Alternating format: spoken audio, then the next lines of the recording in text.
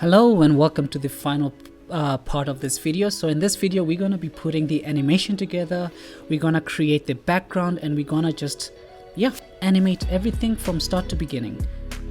From start to, did I say start to beginning? From start to finish. I made the same mistake in the 300 project. So with this project, what was different is that the background was very integrated. The background was integrated with the characters, so I had to almost animate the background with the characters. So in this project, this is the first project that I've ever done where you guys see how I trace and animate the background. So just like the characters, the background is also the same. I trace it, I look at the simple stuff, and then I just go with it. So what I started here was with Denver the dinosaur here. I don't know, that's the first thing that came to mind. Oh geez, Graham, what did you do to Denver? So here, as you can see, I'm just tracing and animating the, well, not tracing and animating, I'm just tracing the background here. So what I did was I made the background less transparent, and the reason being is that it was very difficult to see because some of the stuff was blurred. So here I just had to make the background a bit more clear. So I do have an overlay, which you will note that I'll be switching around with, and then I will go to the solid background, which I'm using as a reference. So here, as you can see, I'm doing the dinosaur. So the dinosaur was the most time-consuming part of this, of doing the background. Otherwise, everything else wasn't as complicated. So here you can see I'm doing that, and every time you start doing your background, sometimes it'll never, like, you won't see what you're doing because it's hard to see. Like, you'll be like, wait, am I doing the right thing? But I think with the final result for this project, I was very happy. So now, as you can see, I'm just creating like a mental piece for the dinosaur. And then the other thing with the background is that you always have to be careful of which layers that you put in the backgrounds in. So you don't want to create everything in one layer. Usually I create each object in its own layer unless I can add things that I know won't be too much of a problem. So here, as you can see, I'm working on the background, the light in the background there, just adding some light. And then what I do switch over is I've got the two background, the background where there's nothing, so it's just Graham and the background, and then there's the background where there's the characters that I'm gonna trace and animate. So here you can see I'm just putting that plaque there, and then you can see I'm switching between the two backgrounds. So here I'm adding the books, and the other reason that I was switching was just that, you know, both offered varieties in which one was better and the other one wasn't. So I had to use the best of whichever provided whatever I needed to. I don't know if that made sense. I'm just thinking back and I'm like, wait, what did I just say? So here you can see I'm just adding the book, adding the text to the book. So yeah, backgrounds don't take as much time as characters do. So that's why usually I don't record them, but this one you'll see why. Because the characters are in the middle of the background and the foreground, which is technically one folder in terms of layers. So here I'm creating the flowers, just putting the, you know, I didn't put too much details into them, just overall the dark colors and the shades within those colors. So here you can see the foreground is almost done. And the reason I also started with the foreground is because the foreground is much more complicated than the background is, because the background is just a backdrop with the two posters in the back. So you can see I'm now working on those two posters, you know, just playing with the overall details. Now, I wasn't too worried about the details of the posters because I knew that the background was going to be blurred, and then again it was just going to be the essence of the background and not, you know, too detailed. Otherwise it becomes a whole project of its own. So right now what I'm doing is I'm just adding the colors to the background, and then what I'll do is that I'll also add the characters in it to see what it looks like. So usually if I hadn't done the background or shown you here, it would have taken about 10 minutes to do the project. But again, for this project in particular, it was very necessary for me to show you how I do the background and how the background works with the characters, because the characters had to be, usually I'll set my scene like after I finish tracing and animating everything, but in this one I had to set up the scene while also creating the background. So if I had done that, then some of the things wouldn't have made sense in the final animation. So we've reached the 5-minute mark. If you enjoy what you're watching, please hit that subscribe button, consider subscribing. We've got tons of projects that you guys can check out, also a variety of projects. So if you fancy movies or Pokemon, we've got that, so you can check that out. So here I'm adding the colors to the foreground, and you can see everything is starting to come to life. So we're just adding the colors to the plants. So you do basically extract everything from the actual photo into animation.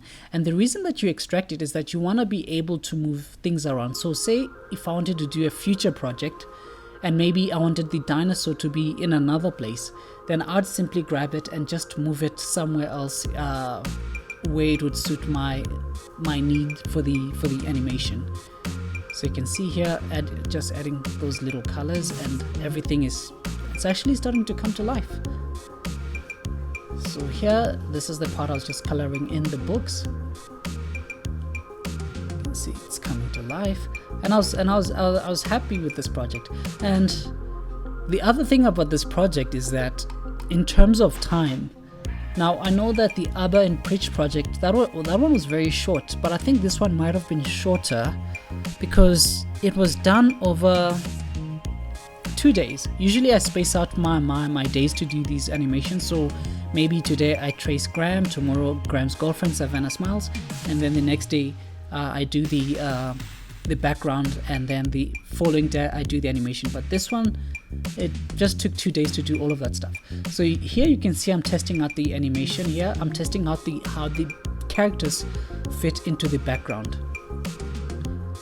So you can see here, it was very important to see how the characters play into the part. So here you can see, but you'll note that Graham's shirt, it's almost sticking out on the table.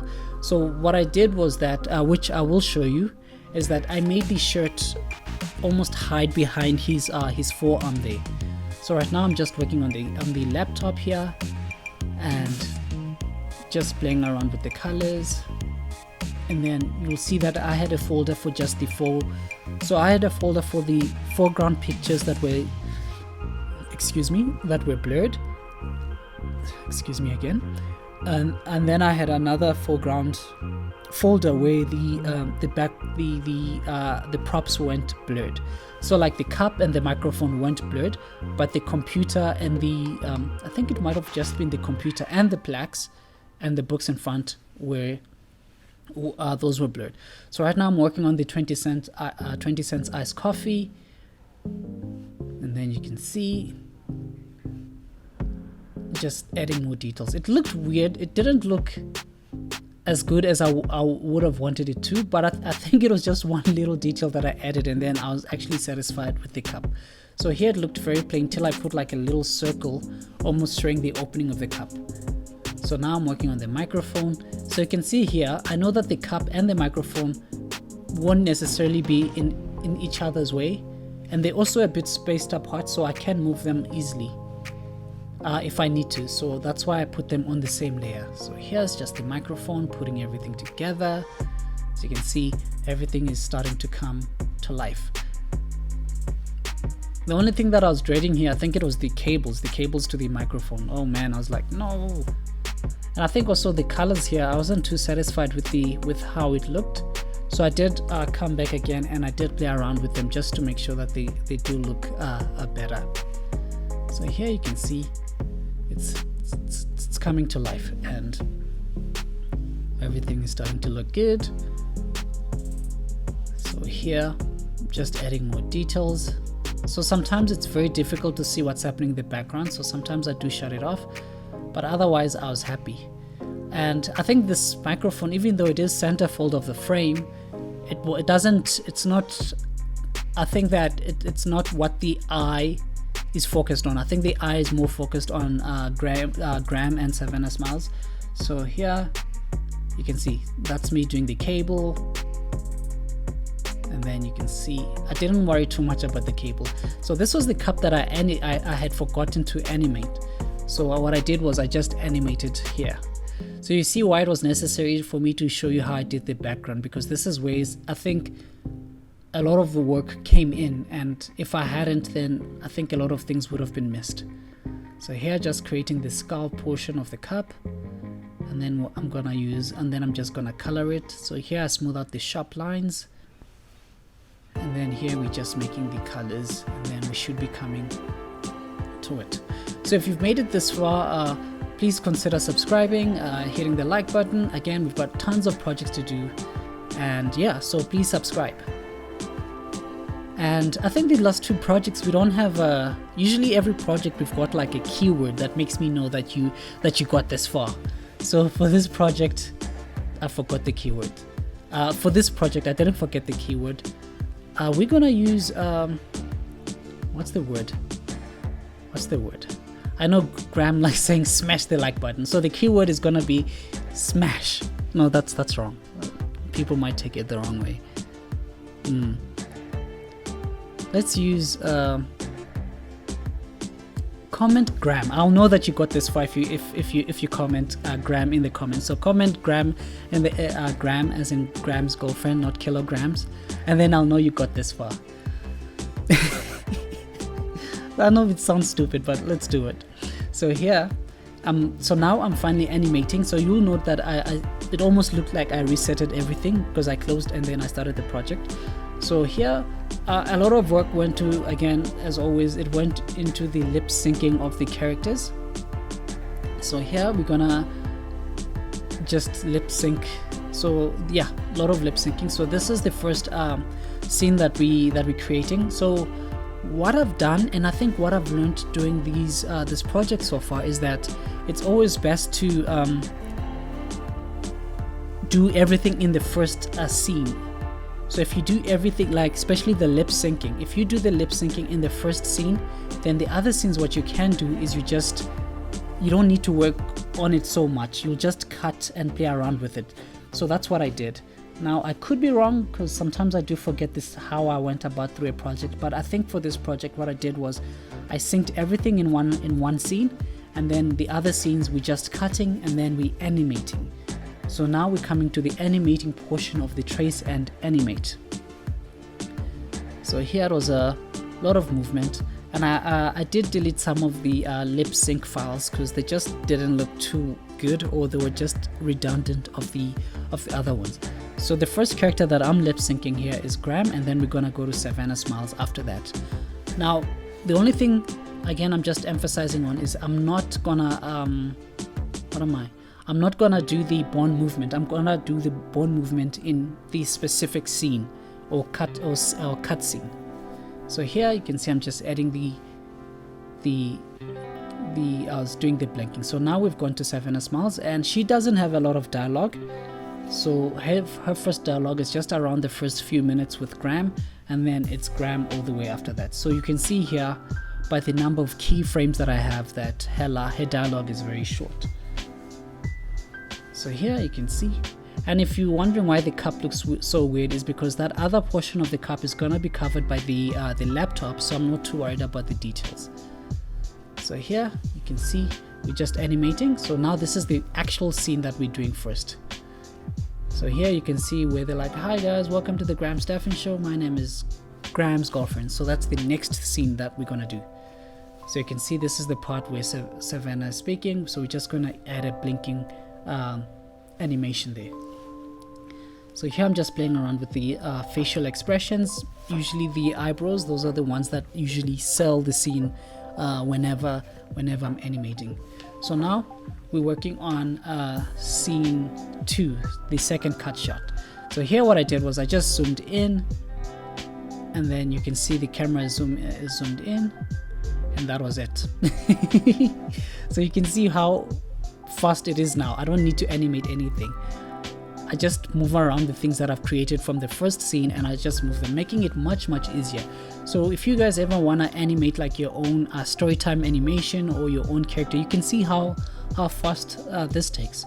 And I promise you, the only thing that's gonna take your time is when you are lip syncing, but otherwise, trust me, your animations will be top notch and at a very fast rate. So here You can see I'm just creating the bone movement, making sure Graham is looking at her.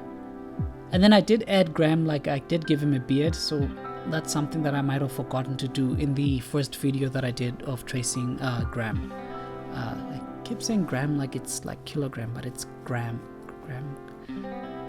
Stephan. Okay, so here I'm adding the bones.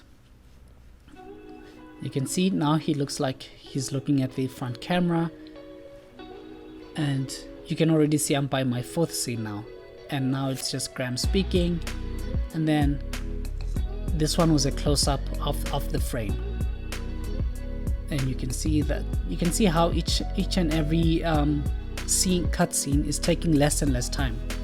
And then the last one is the one where a lot of time was there, but that's because it's just a long shot of both of the characters here. Then you can see that's coming alive. And then, so this one, I think it had 6 cutscenes if I'm not mistaken, or 7, I could be mistaken, or even 5, who knows. I should know, but I forgot. So here you can see Graham is talking, and we're just adding the eye movement. And then what I did for this project is that I just didn't almost render it in this software just as is.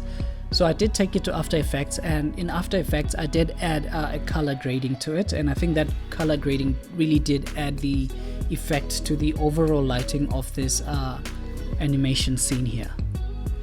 So here we're just playing around with Savannah Smile's eyes. And the reason that I play around with the eyes is that sometimes if you just leave the character, they almost look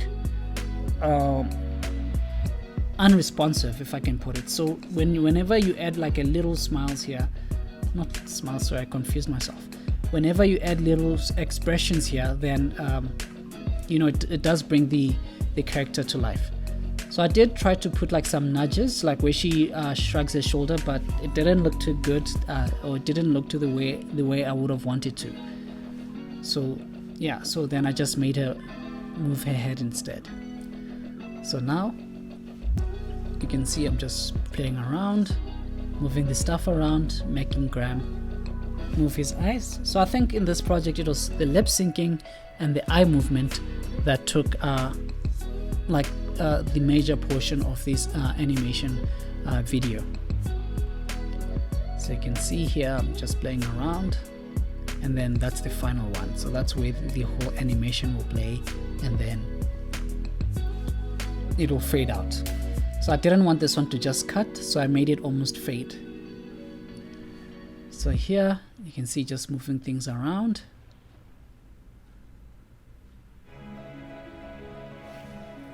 And it's looking good. And then we should just be moving around. So if you're wondering where, sometimes I do go dead silence and you hear me speaking like here, there we go. So whenever it's stuff like that, is that sometimes I think I get so absorbed into what I'm doing that I forget that I'm recording, and I'm like, wait, talk. So I just don't want the background music to be playing. So here you can see we're just playing around with the what am I doing here? Oh, so right now I'm just working again with Savannah Smile's eye movement, so that the whole character looks much more alive than a still picture. So you can see, because in real life, like the people in the background or the other characters that they breathe, they blink automatically. So in animation you have to create that simulation of the characters. So there was one of the scenes that I did. I actually made a mistake on it, and so while I was compositing, I had to open the software again and fix it. You will see, and then everything should come together, and then we should be coming to a close. So right now, sorry, something fell. I don't know what it is, but it just gave me a fright right now. Jeez. How unprofessional.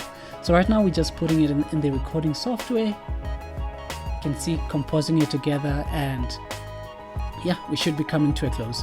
So thank you guys for watching this video. I truly do appreciate it. I hope you watched all the videos and you saw how this project started from beginning to end, and it was a nice project. So I hope you check out the other projects that I have. Please consider subscribing, and yeah, check out this final animation.